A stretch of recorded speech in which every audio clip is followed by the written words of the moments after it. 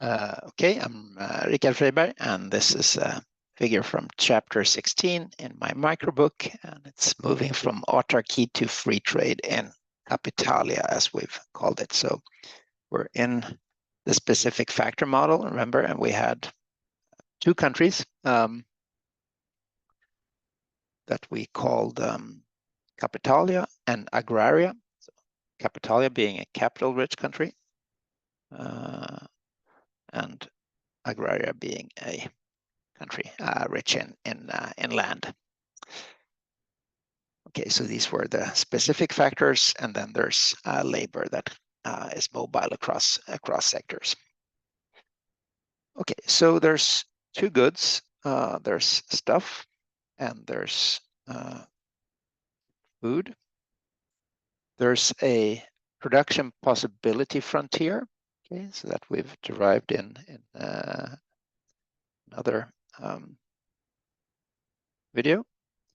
Looks something like this. This being Capitalia, it's shifted out. You know, it's relatively plenty of capital. So you know, if it devotes all resources to producing the capital, the good that relies on capital for production, so manufactured products, it's going to be producing more in some sense than if it produces food. Okay.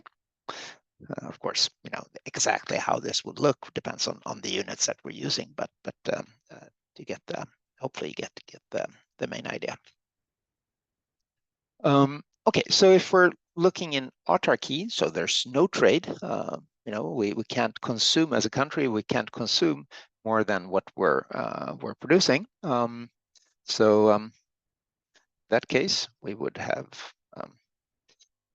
let's this. There would be we could think of an indifference curve or a representative individual. So I'm not going to write that because this figure is going to get a little clogged up. So we're not going to write that, but this is an indifference curve. So representing how consumers in this country value stuff relative to food. Okay, so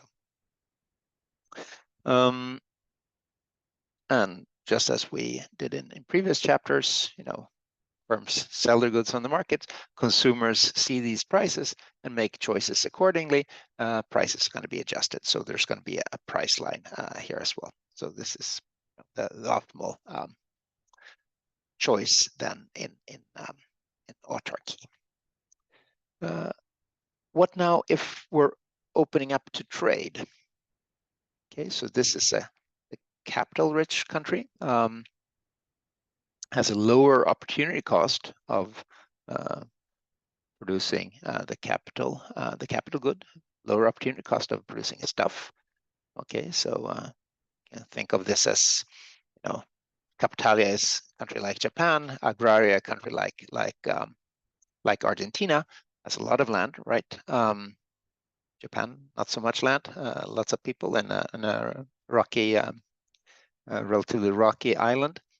So if, you know, they start out from autarky, they open up for trade, we would expect that agricultural products, agricultural food would become cheaper in Japan. They're going to be importing some food and specializing in production of manufactured goods. So how do we see that? How do we illustrate that in a graph like this? Well, there's going to be some prices like this. Okay, so this is the price of food over the price of stuff. We denote this so under trade. Okay, so we had a price line under autarky that was steeper like this when, you know, open up to trade. Price of food falls in relation to price of stuff. So how much is going to be produced? Well, it's given by point where the production possibility frontier intersects the price line. So this much stuff and this much food is going to be produced. Okay, are people also going to be consuming there? No, they don't have to, because now the money, the revenue that you get from exporting one good could be used to buy another good, could be used to buy the other good. Okay, so you pay with imports via your exports. Okay, so if production is in these 2 points, consumption, depending on exactly what prices are, what you can afford. Since the value of exports has to match up with the value of imports, you could choose to consume on a point like this. Okay, so consumers would be consuming this much food. So this much food is produced. So this would be, imports of food in Capitalia.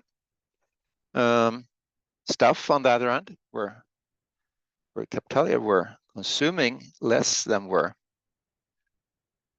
producing. So this would be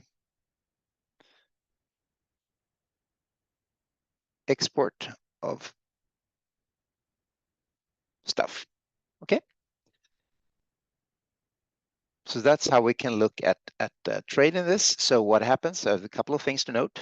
A, we're specializing, the country is specializing. So Capitalia had a lower opportunity cost of producing stuff.